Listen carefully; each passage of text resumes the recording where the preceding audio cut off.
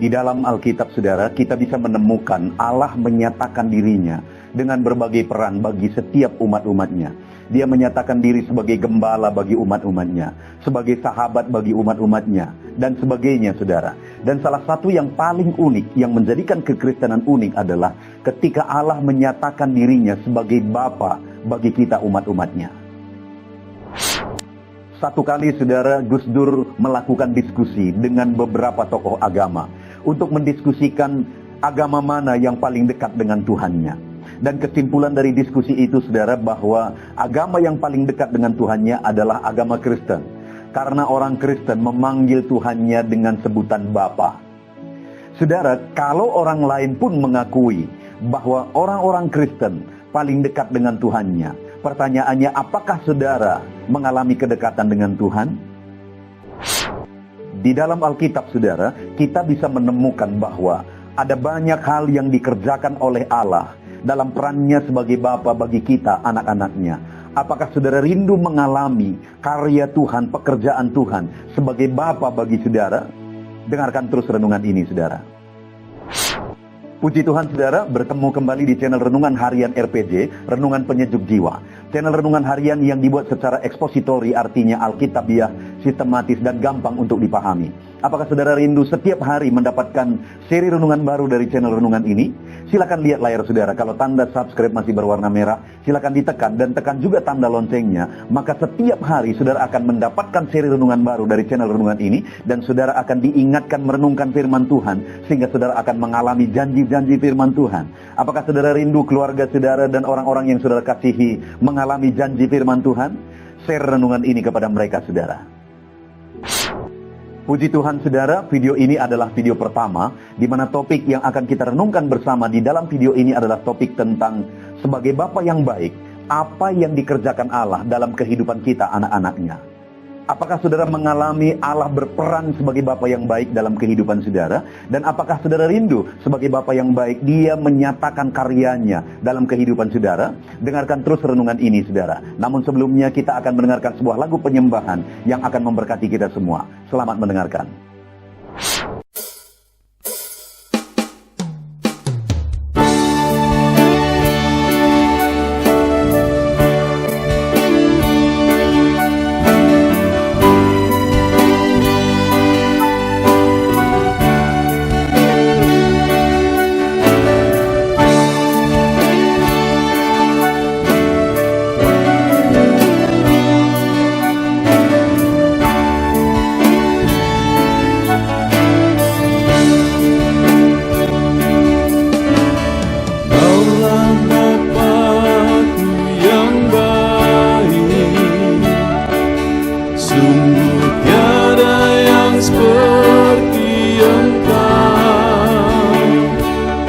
Bersyukur ku mengenalmu sebagai Bapakku.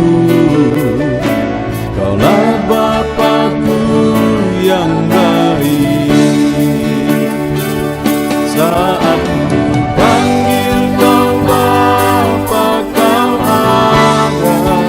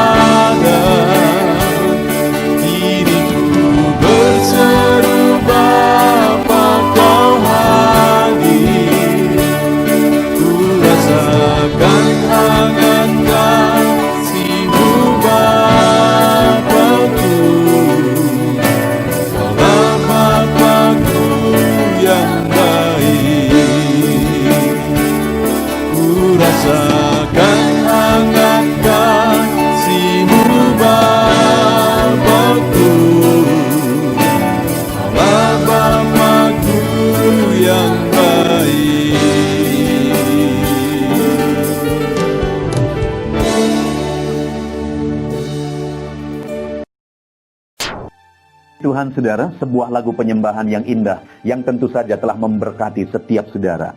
Saudara, video ini adalah video pertama, di mana topik yang akan kita renungkan bersama di video pertama ini dan 2 video selanjutnya adalah topik tentang apa saja yang dilakukan Tuhan dalam perannya sebagai Bapa bagi setiap umat-umatnya. Apakah saudara sudah mengalami Tuhan berperan sebagai Bapa dalam kehidupan saudara? Dan apa saja yang Tuhan kerjakan dalam kehidupan umat-umatnya ketika dia berperan sebagai Bapa bagi mereka? Dengarkan terus renungan ini, saudara.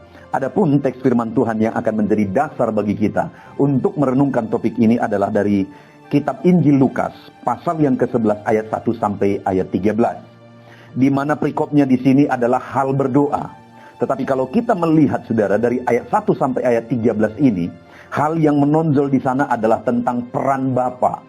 Di mana ketika Yesus mengajarkan tentang doa, dia mengajarkan doa Bapa kami. Lalu kemudian ayat yang ke-11 di sana, Yesus juga berkata, Bapa mana di antara kamu jika anaknya meminta ikan, daripadanya akan memberikan ular kepada anaknya sebagai ganti ikan? Dia mengajarkan tentang peran Bapa yang lebih baik daripada Bapa dunia. Lalu kemudian di ayat 13 juga dia berkata, jadi jika kamu yang jahat tahu memberi pemberian yang baik pada anak-anakmu, apalagi Bapamu yang di sorga. Jadi juga dijelaskan kembali bahwa Bapa di sorga lebih baik daripada Bapa di dunia ini.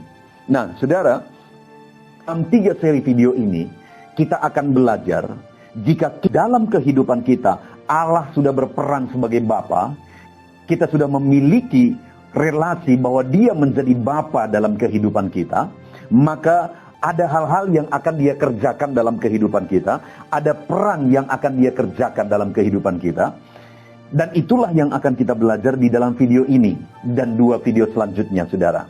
Di mana di dalam video ini kita akan belajar hal pertama yang akan dikerjakan oleh Tuhan ketika dia berperan sebagai Bapa yang baik dalam kehidupan kita umat-umatnya. Kita akan melihat, saudara, dari ayat 1 sampai ayat yang ke-10. Di mana saya akan membaca ayat 9 saja dan ayat 10. Di sana dikatakan, oleh karena itu, aku berkata kepadamu, mintalah, maka akan diberikan kepadamu. Carilah, maka kamu akan mendapat. Ketoklah, maka pintu akan dibukakan bagimu. Karena setiap orang yang meminta, menerima, dan setiap orang yang mencari mendapat, dan setiap orang yang mengetok, baginya pintu dibukakan. Nah, saudara, dalam kisah ini, 1 kali Yesus berdoa. Lalu kemudian seorang murid datang kepada dia dan berkata, ajari kami bagaimana berdoa. Lalu kemudian Yesus mengajarkan kepada mereka doa Bapa kami. Dan setelah dia mengajarkan doa Bapa kami kepada mereka, itu ada di ayat 2 sampai ayat yang ke-4.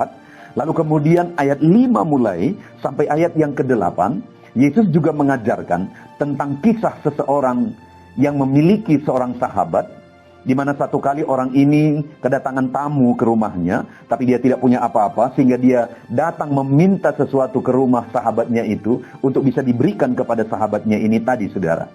Dan itu terjadi di malam hari, saudara. Lalu kemudian Yesus menegaskan bahwa sekalipun sahabatnya tadi sudah tidur dan malas untuk bangun, tetapi ketika orang ini datang meminta, ada usaha yang dilakukan untuk meminta kepadanya, maka orang itu pasti akan memberi, kata Yesus. Lalu kemudian dia menegaskan ayat 9 sampai 10 bahwa setiap orang yang meminta maka akan diberikan, orang yang mencari akan mendapat, dan orang yang mengetok baginya pintu dibukakan. Lalu kemudian, saudara, di ayat 11 sampai ayat 13 dijelaskan kembali tentang keunggulan Bapa di sorga yang melebihi Bapa di dunia ini. Artinya, sekali lagi, saudara, bahwa di dalam teks ini hal yang mau ditegaskan adalah apa kelebihan Bapa di sorga dan apa yang dia lakukan terhadap kita umat-umatnya. Dan hal pertama yang ditegaskan ayat 1 sampai ayat yang ke-10 ini adalah bahwa sebagai Bapa yang baik, bahwa dia tidak akan mengabaikan ketika umat-umatnya meminta kepada dia. Dia tidak akan mengabaikan ketika ada usaha yang dikerjakan oleh umat-umatnya. Di mana tadi dia berkata, mintalah maka kamu akan diberi, carilah maka kamu akan mendapat, dan ketoklah maka pintu akan dibukakan bagimu. Jadi hal yang mau ditegaskan di sini adalah bahwa ketika umat-umatnya ada perjuangan, ada usaha untuk meminta daripadanya. Ada usaha yang dikerjakan dalam kehidupan mereka dan mengharapkan Tuhan sebagai Bapa yang baik untuk bekerja dalam apa yang mereka minta, untuk bekerja dalam apa yang mereka usahakan. Maka Yesus mengajarkan bahwa Bapa di sorga itu tidak akan mengabaikan orang-orang atau anak-anaknya yang meminta, orang-orang atau anak-anaknya yang berusaha dan mengharapkan Allah bertindak dalam apa yang mereka minta dan dalam apa yang mereka kerjakan.